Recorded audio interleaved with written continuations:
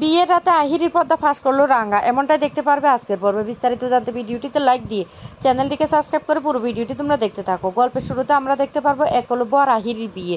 তখনই সেখানে চলে আসে রাঙ্গা। রাঙ্গা এসে বলতে লাগলো, বাহ কি সুন্দর লাগছে আহিরি দিদি তোকে, ঠিক আছে তুই বিয়ে কর, আমি একটু আসি, এই বলে সেখান থেকে চলে যায়। অন্যদিকে বৃন্দা তখন ভাবতে থাকে কি ব্যাপার, রাঙ্গা কোথায় গেল। এদিকে বিয়ে শুরু হয়ে গেছে আর রাঙ্গা যে রেকর্ডারগুলি নিয়ে তার ঘরের মধ্যে লুকিয়ে রেখেছিল সেটা কিন্তু কিছুতে আহিরি জানতো না।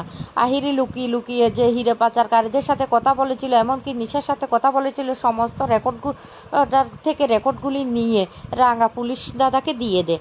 আর তার সমস্ত প্রমাণ তখন রাঙ্গার হাতে চলে আসে। আর এদিকে আহিরি কিছুই জানতো না। অন্যদিকে আহিরির বিয়ে, একলব্যর কিছুতেই ইচ্ছে করছে না রাঙ্গাকে ছেড়ে আহিরিকে বিয়ে করতে, কিন্তু অনিচ্ছা সত্ত্বেও তাকে বিয়ে করতে হচ্ছে।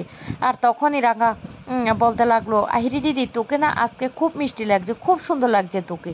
আহিরি তখন বলতে লাগলো, বুঝতে পারছি না রাঙ্গা এভাবে আমাকে কথা বলছে কেন, সত্যিই কি রাঙ্গা আমাদের বিয়েটা মেনে নিয়েছে, না রাঙ্গা নতুন কোনো প্ল্যান করেছে সেটাই তো বুঝতে পারছি না কি ব্যাপার।